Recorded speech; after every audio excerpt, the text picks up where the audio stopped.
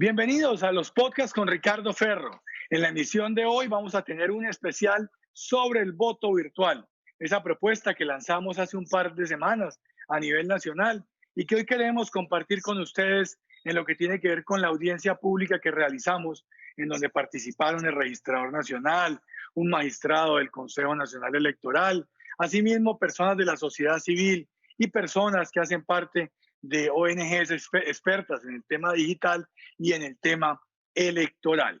Este es el especial precisamente sobre el voto virtual que tuvimos esta audiencia pública en el Congreso de la República. Yo arranco por hablar de democracia y voto y precisamente al respecto decir que el voto es la máxima expresión de la participación ciudadana en la democracia. 4 requisitos que debe tener el voto. Debe ser libre, debe ser directo, debe ser secreto y debe ser universal.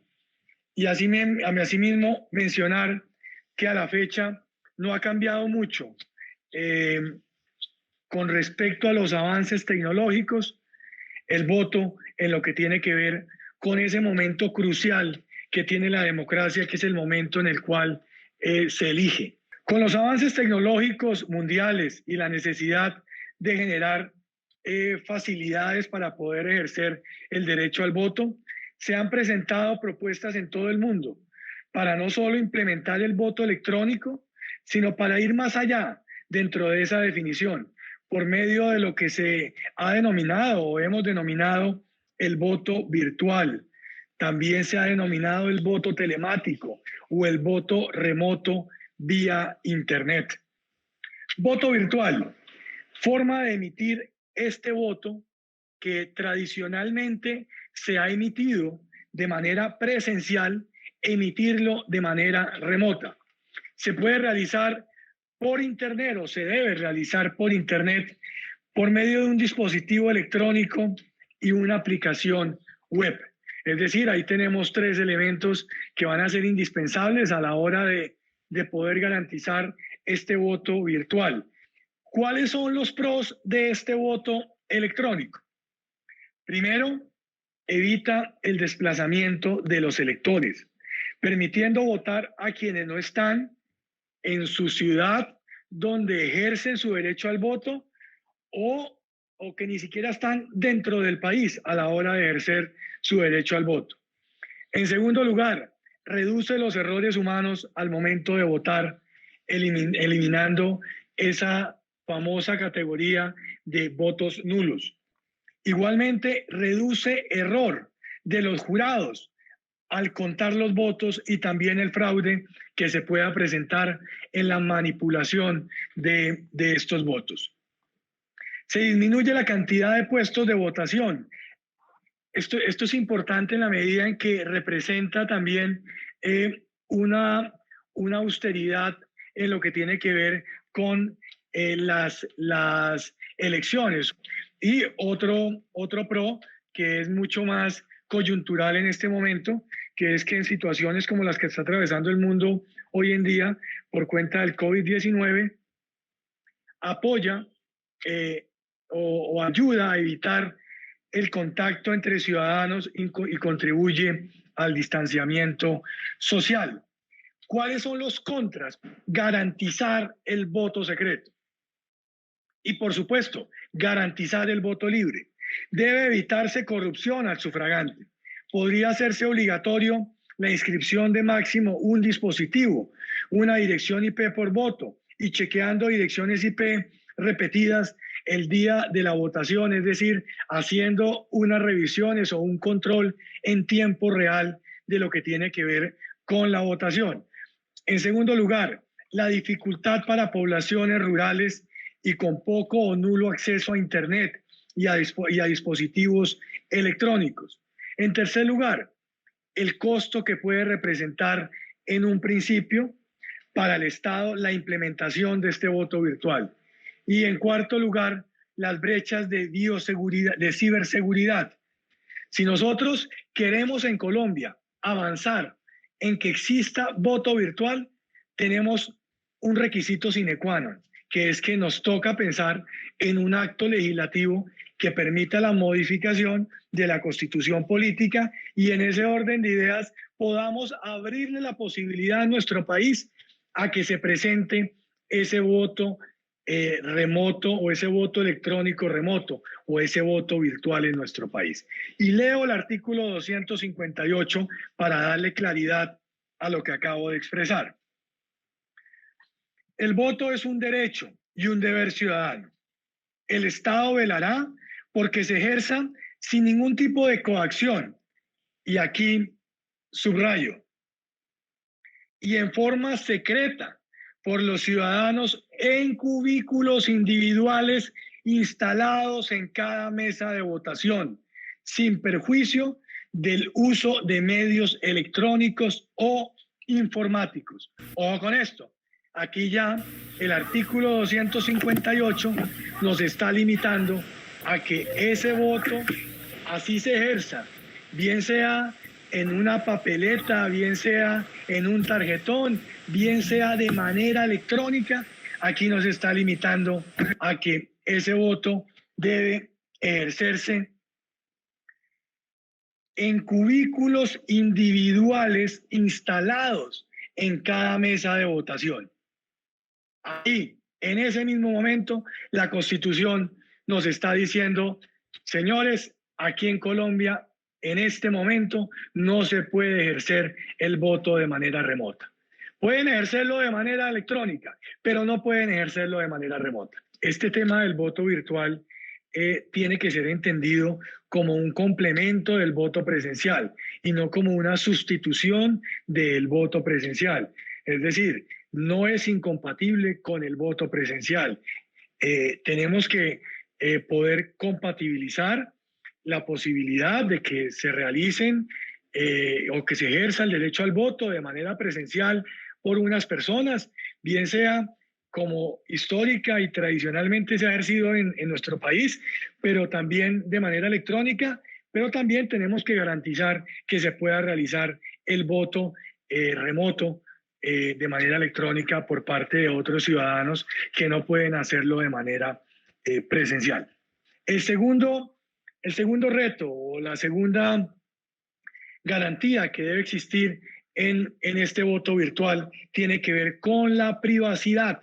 Y aquí va a haber un reto muy importante en el tema de la privacidad, en cómo logramos que ese voto, que obviamente en esa parte estamos totalmente identificados con lo que actualmente trae la Constitución política y las leyes de nuestro país, ese voto que tiene que ser secreto, según la normativa vigente, continúe siendo secreto. En tercer lugar, la seguridad. Se debe garantizar que no haya manipulación de los votos, manipulación por medio de los hackers de los resultados electorales. Integridad. Se debe garantizar la no corrupción del sufragante y que sea la opinión real del ciudadano la que se refleja en el voto. Ese es un reto real que existe y no podemos tapar el sol con un dedo. Aquí, si en algo nos tenemos que concentrar, es en la necesidad de garantizar que una persona a la hora de ejercer su derecho al voto, podamos nosotros garantizar que es esa persona la que está ejerciendo ese derecho al voto y en segundo lugar, que esa persona no está vendiendo su voto. Yo veo que aquí tenemos nosotros dentro de el camino que tenemos que recorrer, en primer lugar, poder recoger de estas audiencias públicas las opiniones, las sugerencias, las propuestas que se tengan que hacer por parte de los ciudadanos, por parte de las autoridades en materia electoral, por parte de todos los conocedores de este tema electoral y este tema también digital. Y por otro lado, desde el punto de vista jurídico, prepararnos para que el próximo 20 de julio, cuando arranque la nueva legislatura, podamos presentar esta reforma constitucional, este acto legislativo que permita la modificación de este artículo 258.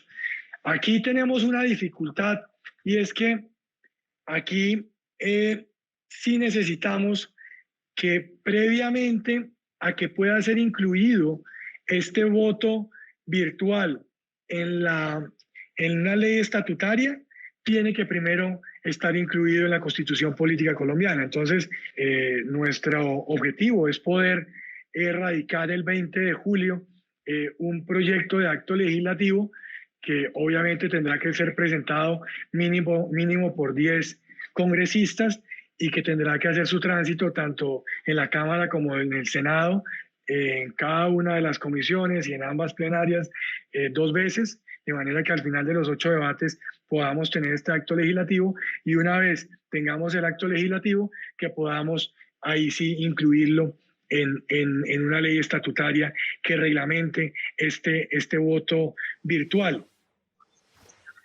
Quiero igualmente compartirles lo que expresaron tanto el registrador nacional como el magistrado Pedro Felipe, así como personas de la MOE, de Congreso Visible, ciudadanos colombianos que viven dentro y fuera del país acerca del voto virtual.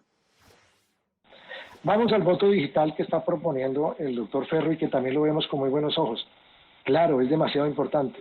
Y usted lo ha dicho, doctor Ferro. Esta situación del COVID nos ha permitido reinventarnos y uno del tema va a ser la accesibilidad al voto. Al final hay que buscar que el ciudadano no solo tenga la opción de acercarse al puesto de votación, sino también desde su casa pueda votar. Y eso se hace a través del voto digital o se denomina también voto online o por internet. Pero en muchas legislaciones está incluido como voto electrónico. Entonces podríamos aprovechar la literalidad del artículo y enfocarnos de una vez en la ley estatutaria para el código. Por eso yo veo muy importante la iniciativa suya, porque usted prácticamente está generando el debate en qué sentido de que esto hay que hacerlo. ¿Qué permite el voto digital? Votar, como bien lo expresó usted, desde cualquier medio remoto a través de Internet. Pero para implementar el voto digital acá hay un punto clave que quiero dejar claro. Y es una de las propuestas que tenemos también para la Registraduría del siglo XXI.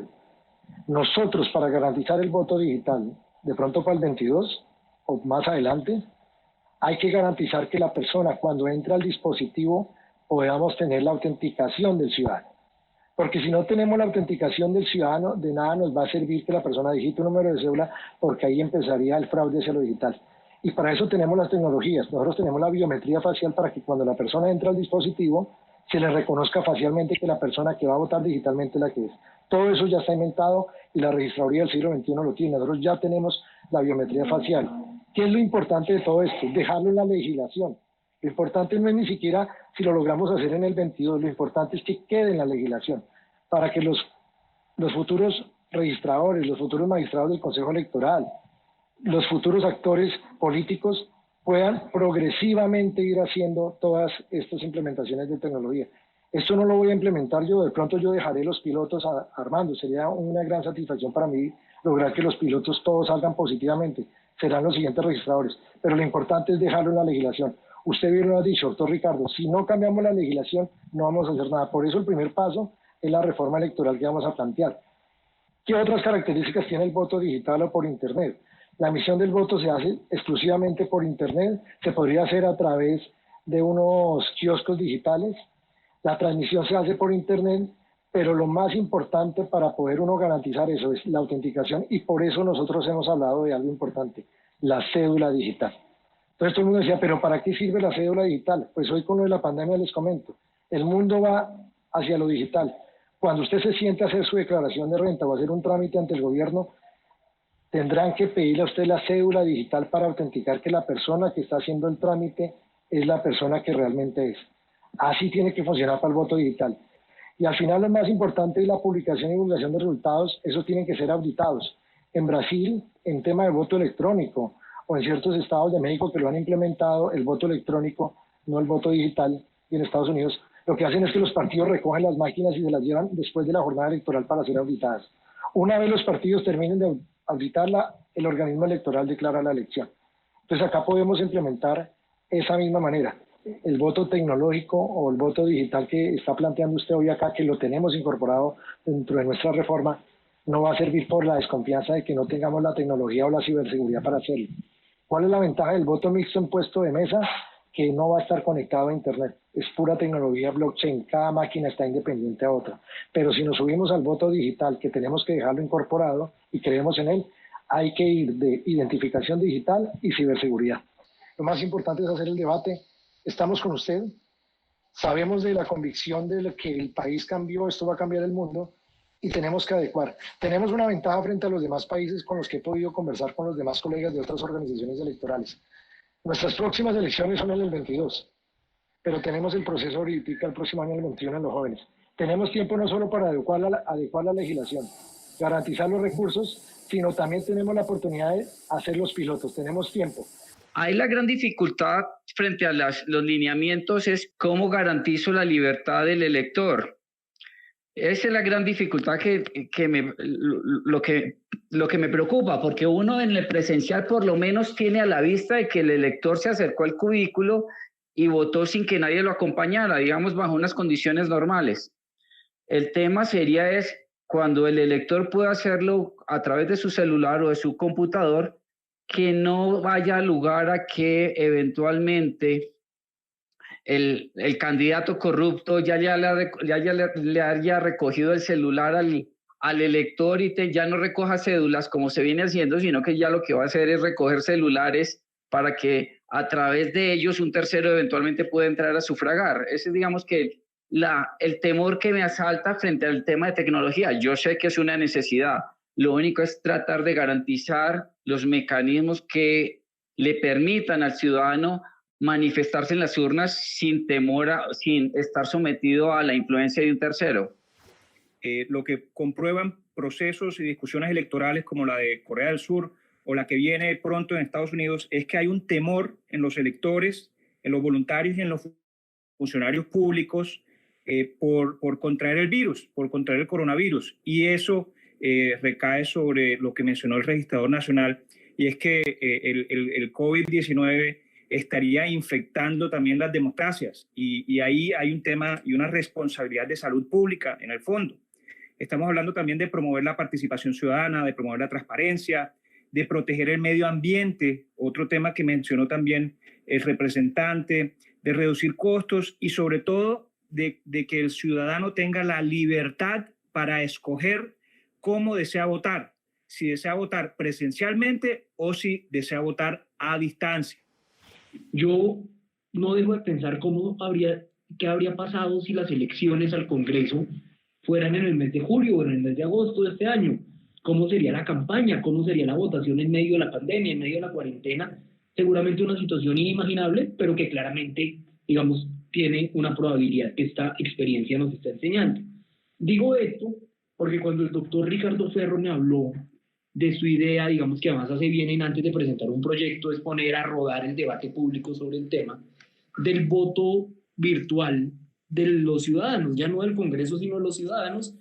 Mi intuición automática es una de rechazo y de resistencia. Y me surgen varias preguntas o varias ideas de rechazo. ¿Cómo se va a garantizar la seguridad o la identidad del votante si el voto es secreto y quien procesa es un software y no queda evidencia física? Pero por otro lado también es verdad que digamos que la experiencia lo que nos enseña es que los hechos ocurren de tal manera en que no deberíamos decirle que no a alternativas de desarrollo tecnológico como la que propone justamente el doctor Ricardo Ferro.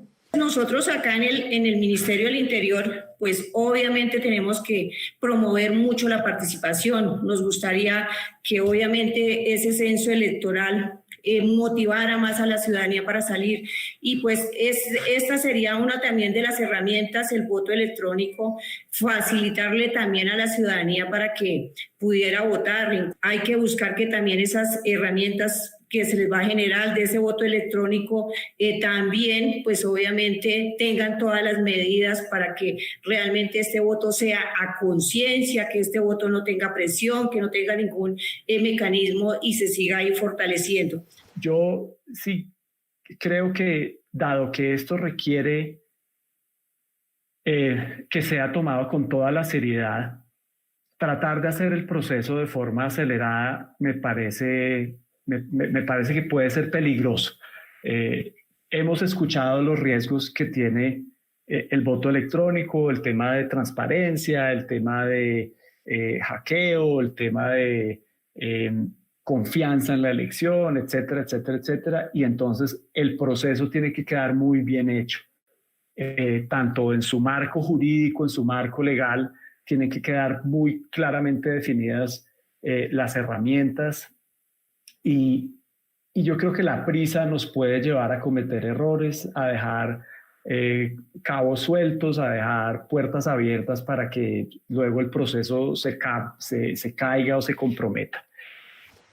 La MOE, desde hace 10 años, además que participa en la comisión de seguimiento a todo lo que es el proceso de sistematización de los procesos electorales, ha venido señalando que le parece conveniente, adecuado.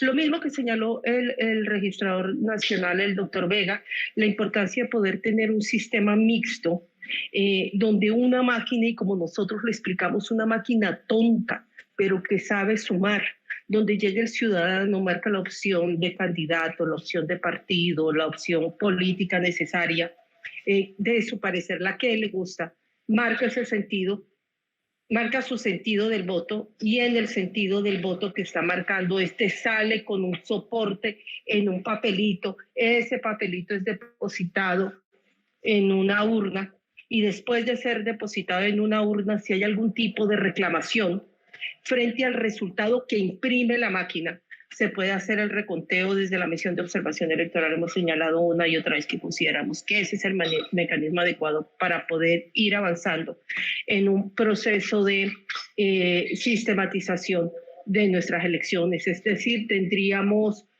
un resultado de E14 del documento donde está la sumatoria de votos realizado por una máquina, es decir, no podría haber interferencia humana en todo lo que es la sumatoria de los resultados, pero además el ciudadano podría acercarse en un sistema tan complejo para marcar un tarjetón como nosotros tenemos entre listas abiertas, listas cerradas, de aproximarse de una manera mucho más sencilla para poder definir el sentido del voto.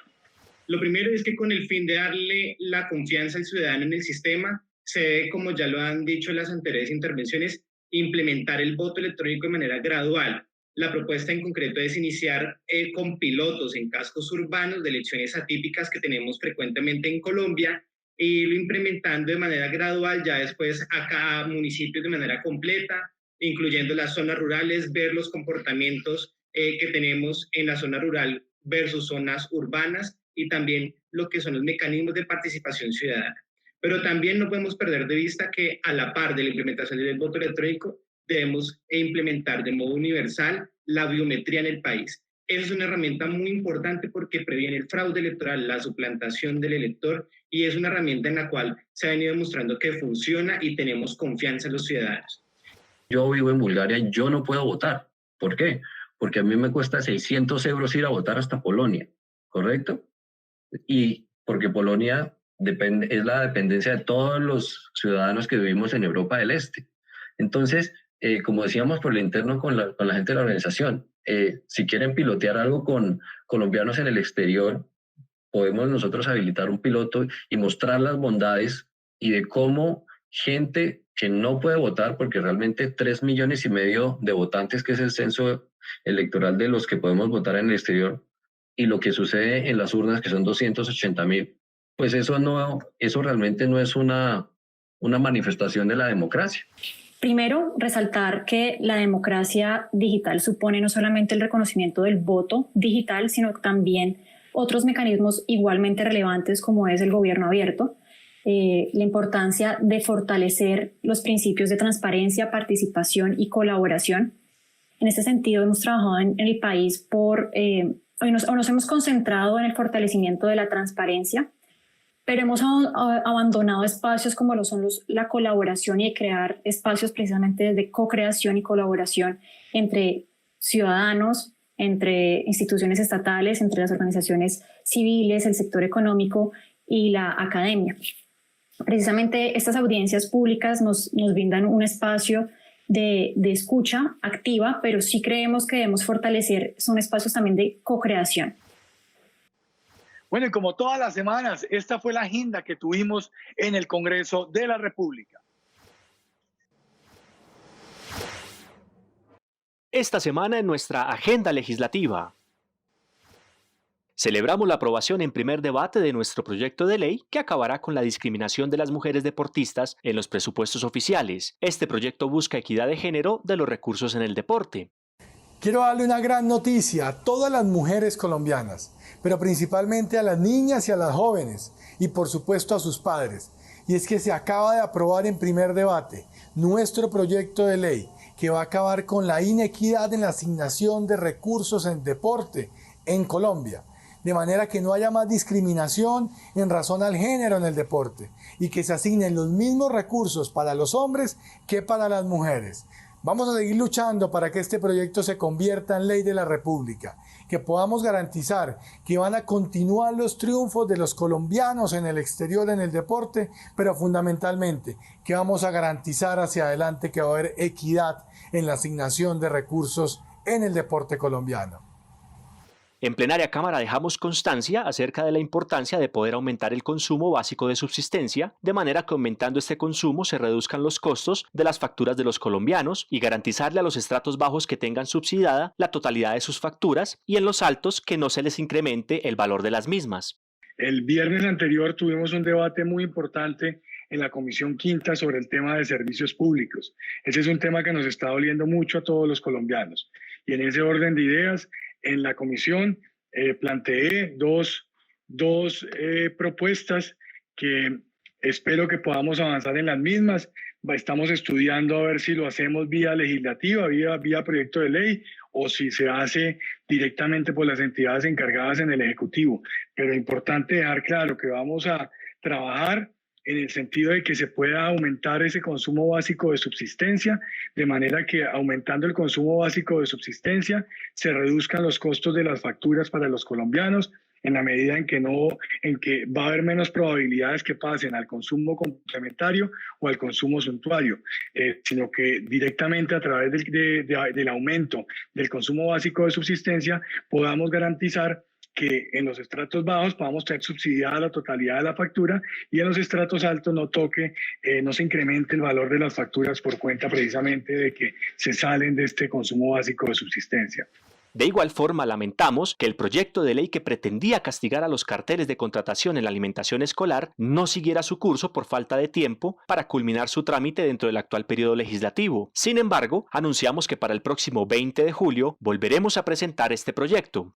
Ha sido por falta de trámite, se hundió el proyecto de ley que presentamos a principio de este periodo de Congreso de la República, con el cual pretendemos que se acaben los carteles de la alimentación escolar. Desafortunadamente, este proyecto de ley se ahoga en tercer debate, había sido aprobado por unanimidad en primer debate en la Comisión Primera de la Cámara, igualmente fue aprobado por unanimidad en plenaria de la Cámara, infortunadamente no alcanza a convertirse en ley de la República, pero quiero ratificar que el 20 de julio volveré a presentar este proyecto de ley al Congreso de la República y espero que me acompañen compañeros de todos los partidos políticos. Luchamos contra la corrupción y por los derechos fundamentales de los niños en Colombia.